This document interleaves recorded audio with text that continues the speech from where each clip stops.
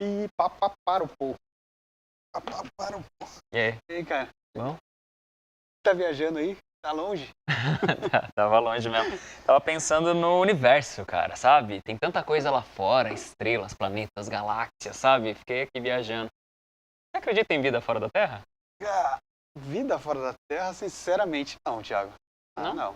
Não. Nadinha, nadinha. Cara, Por que não? nada. Eu acho que a vida humana aqui na Terra já é uma coincidência muito grande. Eu acho difícil ela ter se repetido em outro lugar.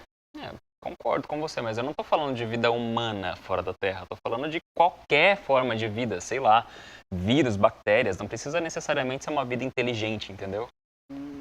Não, Não, acho que não. nadinha, não acredita em nada. Nada, zero. Cético. Cético. Entendi. E o ET Bilu, também não acredita nele, não? Ah, não, aí é outra conversa. O ET Bilu existe. Com certeza. Qual a sua mensagem para a Terra, Bilu? Apenas que busque conhecimento. Sim, Bilu, vamos buscar conhecimento.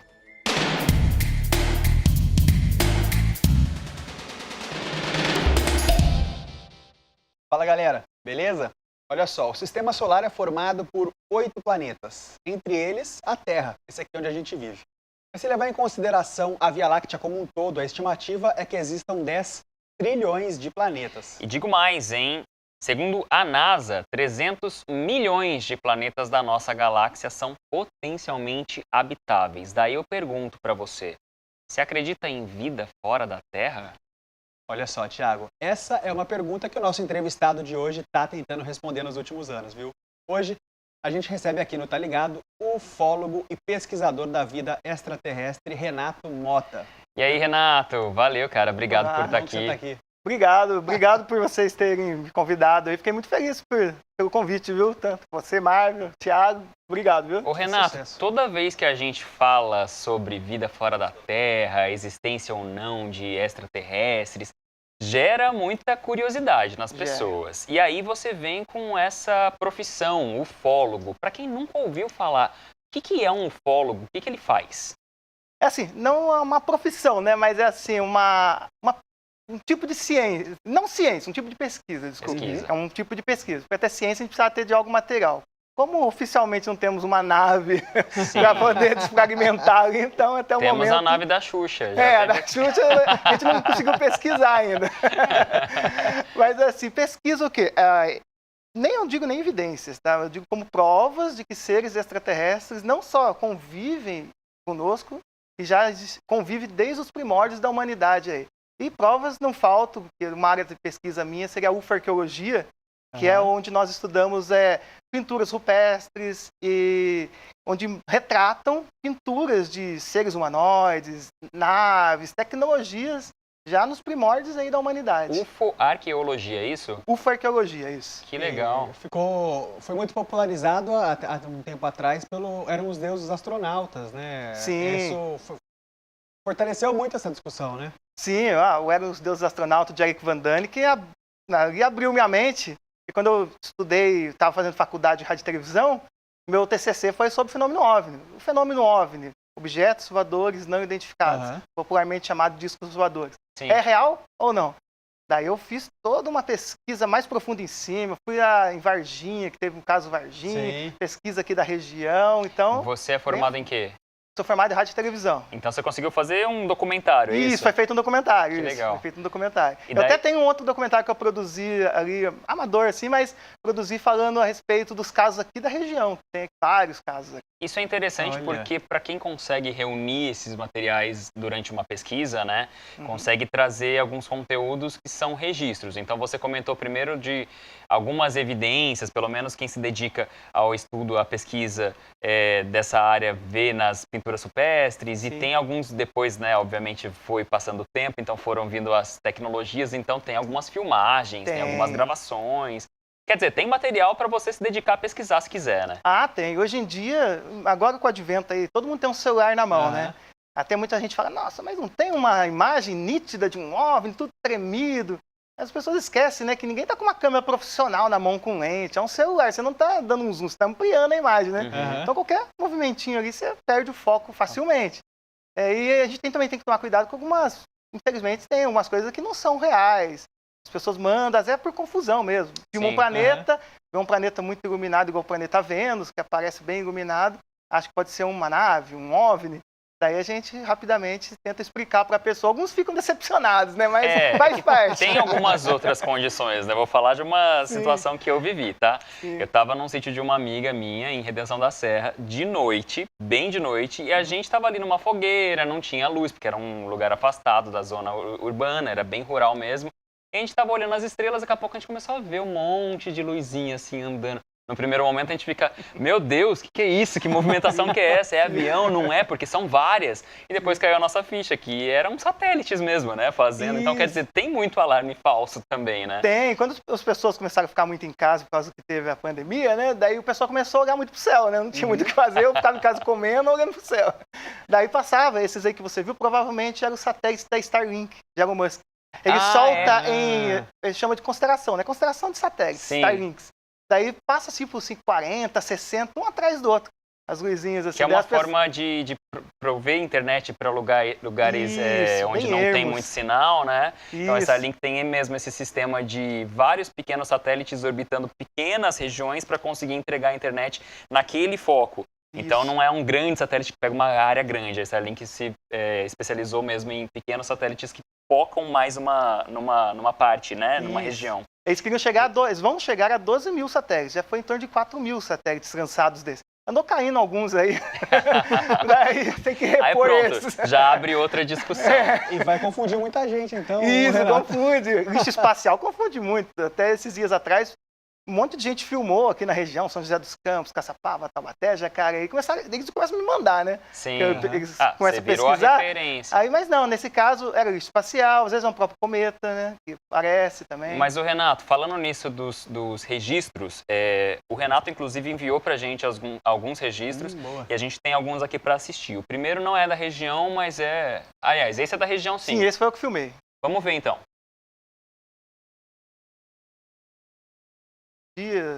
De sonda ufológica. Sonda ufológica seriam como se fossem nossos drones de hoje em dia, vamos dizer assim, naves de reconhecimento. Então, essas aí são esferas em torno de 1 metro de diâmetro, às vezes até um pouco menor, um pouco maior, que sobrevoam, às vezes fazem monitoramento. Isso aí foi gravado aonde? Isso eu filmei em Jacareí, o ano passado, 2022. E não necessariamente teria alguém ali... Não, esse objeto ficou em torno de 20 minutos parado ali. Olha... E lembra muito outros objetos, que caso for mostrar depois, que já aconteceu. Você pode ver, isso aí tá parado, é uma esfera, não é balão, nada, que eu até utilizo filtros depois, que dá pra ver que é uma esferinha mesmo, é um negócio redondo que ficou ali e eu vi ele sumindo depois. Simplesmente foi diminuindo e sumiu. Foi. De dia, era 17 horas mais ou menos aí. Temos mais vídeos, vamos ver aí o próximo. Esse aí eu filmei em Pindamonhangaba, que a gente chama na ufologia de UFO Tic-Tac. Vocês podem ver como se fosse um avião sem asas. Até quando a primeira vez que eu vi, quando comecei a ver esses objetos, eu falei, parece um míssil, né? Alguém tá mandando um míssil intercontinental, aí vai acabar... Não, mas daí tem muitos registros desse, até os militares têm perseguido já esses objetos. E por que tem esse nome, Tic-Tac? Porque se assemelha a uma balinha Tic-Tac mesmo, daquelas balinhas branquinhas. Por isso que acabou ficando popularmente conhecido. Antes chamava de UFO charuto, naves-mãe. Você disse que gravou esse em Pinda, foi quando? Pindamonhangaba, esse aí foi esse ano, 2023. Este ano. E você já teve outros registros anteriores vários. Também em Pinda? Sim, teve um outro também desse UFO também, que 2022, desse tipo de UFO.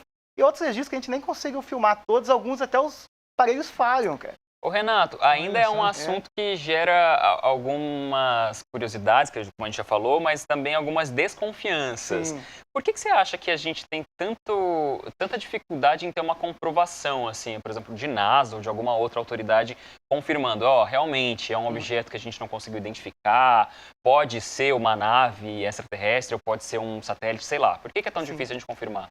Olha, governos do mundo inteiro pesquisam os objetos voadores há décadas, né? E somente aqui no Brasil. No Brasil também tem militares que já pesquisaram a fundo o fenômeno OVNI e relatórios emitidos como uma operação chamada de Operação Prato, onde luzes atacavam as pessoas. O prefeito ficou tão apavorado na época, porque as pessoas entravam dentro de suas casas e começavam a rezar, e que as luzes passavam por dentro das frestas dos telhados e atingiam as pessoas. Então o prefeito chamou o exército pesquisou, documentou tudo aquilo, Foram 12 horas de filmagens desses objetos, 500 fotos, nunca foi liberado praticamente nada disso daí.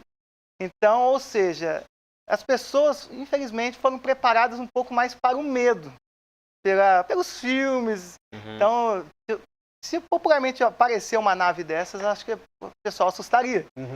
Mas o que acontece, que eu sempre gosto de falar isso, eu acredito que a geração de agora, as crianças de agora, futuro, os nossos netos, aí, esses vão ter um contato aberto público oficialmente, que vai ser mais fácil de falar para eles. Sim. Vem aí. Com certeza. Mas vem aí também agora uma pausa rápida aqui no nosso PAVNI, Papo Voador Não Identificado. A gente volta daqui a pouco. Até já.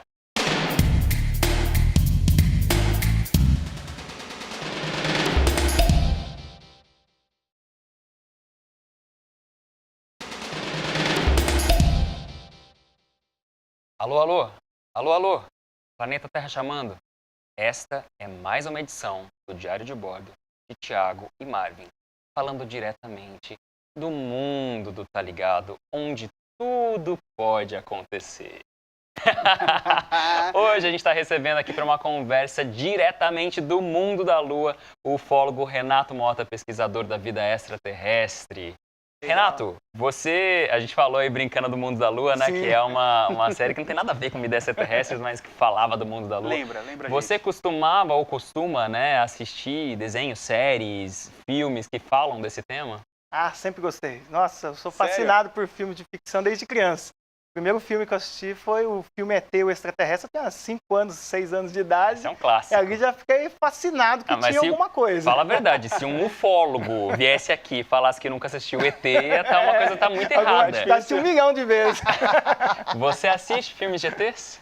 Claro, gosto. Qual que você mais Gosto gosta? muito. Qual que eu mais gosto? Sinais. Nossa, Sinais é Sinais, incrível. Sinais é ótimo. Sinais foi responsável por me tirar o sono por bom tempo da minha vida. Muita gente ficou com medo. E nunca mais fui pra Minas Gerais. Nunca Porque mais. no filme aparece eu tenho Minas Gerais. Então, sabe, eles tiveram a preocupação de botar uma cena, que na verdade não é nem uma cena, né? É um vídeo que passa durante o noticiário Sim, lá, foi. que acontece no Brasil. Tinha necessidade para eu, um adolescente, sei lá, de 12, 13 anos na época, eu fiquei morrendo de medo. Chocado. O pessoal ficou com medo mesmo. Bom, mas então, já que a gente está falando de filmes, de séries que falam de extraterrestre, a gente preparou, como de costume, não tá ligado, um jogo. O jogo que a gente preparou para o Renato mistura cinema e extraterrestres. Nos filmes e séries, quando os elencos contam com a participação de grandes artistas, a gente costuma dizer estrelando o protagonista. Mas aqui, no nosso jogo, as celebridades são de outro planeta, portanto, este é o Etelando o Etegonista. Pessoal, é o seguinte, vai ser um quiz, então, sobre grandes produções do cinema. Sim. Uma pergunta para cada um, vocês vão pontuando conforme forem acertando, certo? Legal. E para ilustrar, nós temos aqui no nosso telão imagens deste filme. Vamos pôr a primeira aí? Olha aí. Vamos lá, então. Começando pelo Renato. No filme ET, o rosto do personagem ET foi elaborado tendo como molde as faces do poeta Carl Sandburg e de um cientista muito famoso. Quem é esse cientista, Renato? Albert Einstein, Sigmund Freud ou Charles Darwin? Olha, essa foi difícil, hein? Quero ver, Essa testando seus foi conhecimentos difícil. cinematográficos. Olha, eu iria na segunda opção, viu? Freud? Freud. Resposta, infelizmente, Essa tá resposta muito difícil. errada. Você acredita? Chega, eu fiquei com medo de falar que parece com outra pessoa, daí Albert Einstein, gente, ó a cara de um focinho do outro. Só que eu não. fiquei meio assim de falar, pai, sacanagem com ele. Foi inspirado. Próximo, então, agora a pergunta é para o Marvin. Vamos lá. Sobre este carinha aí, ó. Você conhece ele, né? É claro. Mestre Yoda. Pergunta: em Star Wars, a raça do Mestre Yoda nunca revelada foi. O planeta dele nunca revelado foi. Mas a altura do mestre revelada foi. Quanto mede o Mestre Yoda? 1,24 m, 66 centímetros ou 42 centímetros? Marvin, Nossa, aí ficou difícil, hein? ficou difícil. Não, mas eu acho Ficou que... pequeno pro teu lado. Eu acho que são Segunda opção, 64 centímetros. 66 centímetros. 66 centímetros, eu acho que é essa. Ô, Renato, eu preciso, antes de continuar com esse jogo, te trazer um histórico. O Marvin, ele é excelente no chute. Excelente. perdido. Hoje Eu não não sou foi muito bom. diferente. Ele acertou. Acertei? 66 centímetros. Cara, eu tenho o primor Mas do calma, chute. chegou a sua hora, chegou a hora da revanche. Nossa, Próximo, mas vamos ver se eu consigo, ET na né? tela. Esse é o Groot. Isso.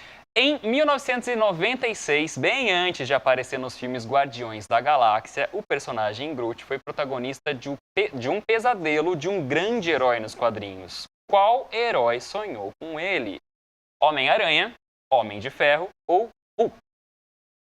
Homem-Aranha, Homem de Ferro ou Hulk? Ele apareceu nos pesadelos deste super-herói. Homem-Aranha, Homem de Só que ele apareceu maior, numa versão mais pavorosa, não foi pequenininho assim, não. Ferro. Olha, eu acho que eu vou de chute, hein? Chuta lá. Vou chutar no meu super-herói favorito, Homem de Ferro. Ui, quase. Foi outro homem, mas não o de Ferro. Foi o Homem-Aranha que Nossa, tô sonhou com péssimo. ele. Ele. Sonhou que ele e o tio dele estavam sendo perseguidos Olha. pelo Groot. Pior que eu Olha assisti aí. esse filme várias vezes, eu não Mas me não lembro. tinha, né? Não tinha esse pesadelo, então não tinha como saber. Essa é especial pra você, não tem como você errar. É? Olha Ó, ali. criou... É o teu xará. Marvin, o Marciano. Vamos lá. A primeira aparição do Marvin, o Marciano, nos desenhos dos Looney Tunes foi em 1948. No episódio, o Pernalonga impediu os planos do extraterrestre de destruir a Terra porque o Marvin queria fazer o quê? O que ele queria? Por que ele queria destruir a Terra? Alternativa A, ele queria se vingar dos humanos porque a Terra é o único planeta com água. B, ele estava com inveja porque mora num planeta vermelho e a cor favorita do Marvin é azul, como a Terra. Ou C, a Terra estava no meio do caminho, atrapalhando a visão que ele gostaria de ter de Vênus, um planeta mais à frente no Sistema Solar. A, B ou C? Nossa, essa tá difícil, hein? Essa eu não sei se meu crivo pro chute vai dar certo, não. Mas eu acho que é a C. Eu tô falando que ele é excelente no chute. Olha, cara, Vai caramba, ficar consegui. parecendo que foi combinado, mas foi chute. Por que você acha? Por que fez sentido pra você? Porque... Eu tive tanto trabalho, minha Por que gente, em será que ele pensar em outras associou, né? alternativas que fosse minimamente confundir. Mas não deu. Será Mas, que é ó, mas essa associação? confundiu. Tanto é que a questão da cor faria todo sentido, né? É, Mas... sim. Não necessariamente. Se fosse azul a cor favorita dele, ele tinha um azul ali na roupa dele, só tem verde e vermelho. Pois é, olha aí. Eliminei essa. Ah, foi esperto. Usou uma tática boa. Então vamos lá, ó. Vamos fazer a última. Aí esquece, se você acertar, você vai valer 3 pontos pra você ganhar desse Ó, cara. vamos ver se eu consigo, hein? Meu jogo, minhas regras. Último extraterrestre na tela. Acredita em Vamos você ver. ou não. O Super-Homem é um extraterrestre, porque ele veio do planeta Krypton. Mas, na primeira vez que o herói apareceu aqui no Brasil, na revista O Lobinho, de 1940, ele não se chamava Clark Kent. Quais foram as traduções do nome dele e da Lois Lane em português? Joel e Anna Lane, Carlos e Cynthia Lane ou Edu e Miriam Lane? Pegou pesado de novo. Pensei que ia apertar o nome do planeta, né? Não, o nome do planeta fui é fácil pensando demais. nisso. O nome do planeta é muito fácil. Você ia saber de cara. A, B ou C? Eu vou na A. A? A. Infelizmente, você está olhando agora para o Edu. Este é o Edu. Sério? Eu nunca ia adivinhar. Essa eu nunca É tinha ouvido. impensável, né? Eu também não Impensável. sabia. Impensável. Caraca, Mandou bem, mano. Edu. Ai, meu Deus. Mas é isso. Então, infelizmente, o Marvin levou mesmo, mas valeu. Ele Tá? venceu. Já foi pra, justo, vo- foi mas justo. pra você dar o troco, vamos voltar aqui no nosso assunto, né? A gente tem isso de brincar na ficção com os extraterrestres Sim, e é um assunto que vocês pesquisadores levam muito a sério. sim. Qual que foi a primeira vez que houve uma confirmação, ou pelo menos deram um braço a torcer que realmente a gente não tem como comprovar que não é nada, ou passo nessa pode direção, ser que né? seja um OVNI mesmo? Você diz algo que pra gente é comprovado e desmentiram? Você quer dizer? Talvez, é. Por exemplo, começou na fase moderna da ufologia, em 47, e foi a queda de um OVNI em Roswell, né? Ah, esse Aí caso é ali- famosíssimo. Isso, ali começou o que a gente chama ali da... Foi início, um pouquinho antes da fase moderna. A fase moderna, na verdade, foi sobre Kennedy Arnold. Foi uns dias depois que ele avistou 9 objetos sobrevoando. Daí ficou popularmente conhecido como discos voadores, porque ele falava que parecia pratos deslizando. Daí ficou esse termo. Ah, sim. Mas nessa ocasião da queda de Roswell, Os militares, de cara, admitiram, todos os jornais, não, nós conseguimos pegar restos de uma nave extraterrestre. Eles afirmaram isso. Sim. E menos de 24 horas depois, armaram, vamos dizer, um circo ali e desmentiram, obrigaram a pessoa que pegou os destroços ali publicamente a desmentir.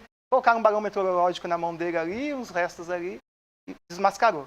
Isso aconteceu também aqui na Noite dos OVNIs, que teve em São José dos Campos, em Muito 86, conhecido também. isso, onde 21 objetos sobrevoam a região. Mas teve alguém desmascarado na Noite dos OVNIs? Não, foi assim, é que assim, foi na hora, falou que realmente foram discos voadores. Ah, Mesma coisa. Só que daí desmentiram de novo, porque não sabia mais o que era. Então, sempre assim, às vezes no impulso fala de cara que é, sabe? E depois acaba falando que não. E a NASA falou publicamente esses dias também, essa semana, que os discos voadores, os OVNIs, né? Existem, são reais, tem tecnologia, não é nosso, não é de outro país, só não sabemos o que é. Aham. Então eles deixam Sim. meio ali para bom entendor, meia deixa palavra no ar, básica. literalmente. Isso Vale mesmo. lembrar que nesse caso da Noite dos OVNIs, teve envolvimento da FAB, né? A Força Aérea Teve. Brasileira. E se eu não me engano, até o Osiris Silva. Sim, o Osiris né? Silva, ele mesmo pilotou um É. dos aviões e perseguiu um desses objetos. Ele falou que tentava chegar perto do objeto, parecia que estava aproximando, mas o objeto estava distanciando. Foi Olha, incrível esse caso. Esse caso Ele foi... estava sobrevoando São José na época? Ele estava vindo de São José. Ele estava vindo para São José dos Para Campos. São José. Isso. Ele pelo estava meio vindo do no avião, caminho. daí ele mesmo pediu para assumir o comando da aeronave, que ele queria tentar alcançar aqueles objetos. Tanto que tem relato de pilotos da Força Aérea que vieram perseguindo esses objetos, para que no momento tinha 7 objetos de um lado da asa e 6 do outro. Quando o piloto olha, assim, 6 esferas de um lado e 7 do outro. Então, meio que fez um jogo ali de Sim. caça de gato e rato, ali, sabe? Uma brincadeira. E isso é engraçado, né? Porque são luzes que realmente aparecem ali, as pessoas não conseguem identificar de onde estão Sim. vindo, por que estão vindo. E... Registra no radar, comprova que é físico, tipo, a lei da inércia não vale para esses objetos. Acelera, desacelera, acelera de 0 a 12 mil quilômetros em um segundo.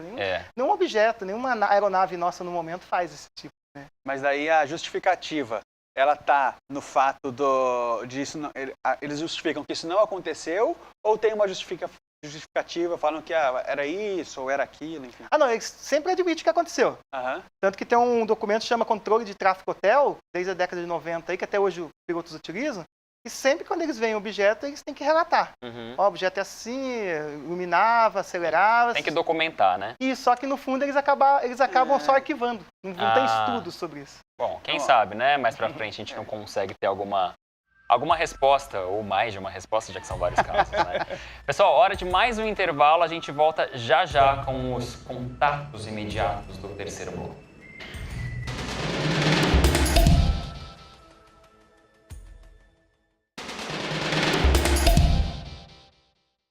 Tá ligado de volta e hoje recebendo um cara de outro mundo. Ou melhor, um pesquisador da vida em outros mundos, Renato Mota. Legal. E Renato, olha só, a gente tem um vídeo ainda que a gente separou, Sim. né, para você comentar. Vou pedir pro pessoal colocar, pra gente dar uma olhada. Esse daí. Esse é um dos vídeos mais incríveis. Porque isso aí começou há 3 anos atrás. Foi em 2021. 2021. Começou a liberar esses vídeos. Aham. Esse mais 2 de um UFO triangular. E daí o Pentágono, no primeiro momento, não falou nada sobre o vídeo. Saiu no New York Times, vazou, sabe? Aham. Daí depois, meses depois, o Pentágono admitiu a autenticidade dos objetos. E daí pra frente, agora, informação em cima de informação. O que foi dito a respeito disso quando eles deram o crédito, né? Realmente Sim. é real.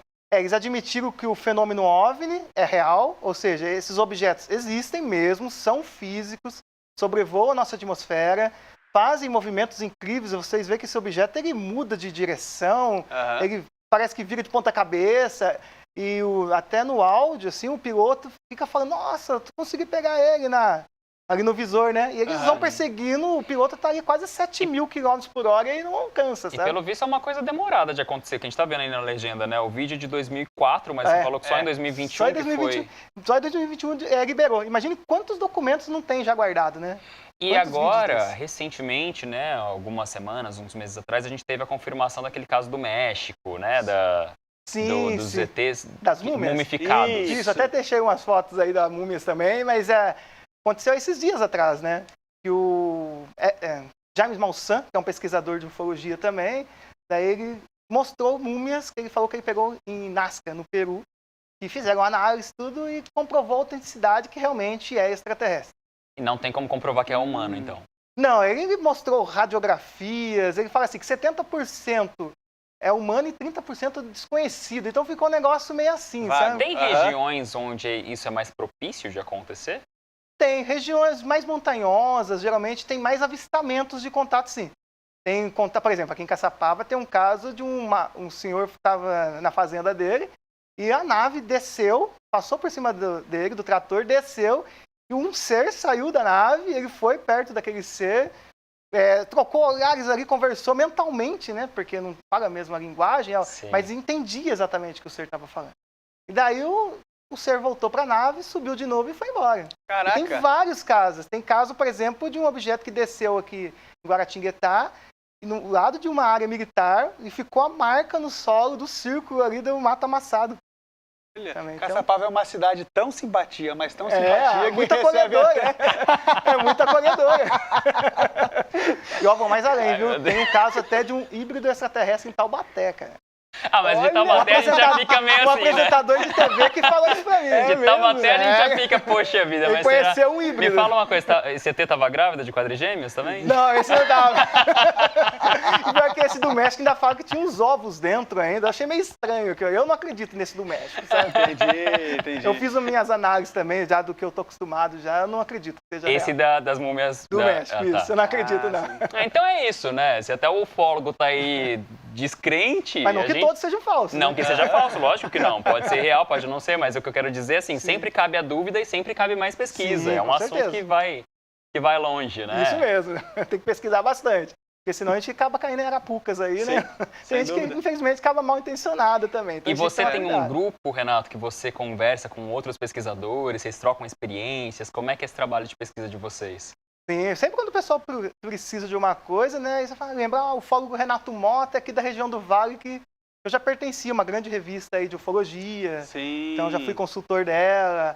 Eu sou organizador de eventos, palestras. Estou escrevendo um primeiro livro aí que, se Deus quiser, pretendo lançar nos próximos semestres, no final do semestre. Sempre cabe alguma dúvida ali, alguma... Sim. Por exemplo, né, um caso de grande repercussão, o caso do escoteiro Marco Aurélio em Piquete. Isso aí é impressionante. Até hoje é um caso sem resolução, então não se sabe o que aconteceu. E existe uma linha de pesquisa que envolve aí ufologia, que envolve...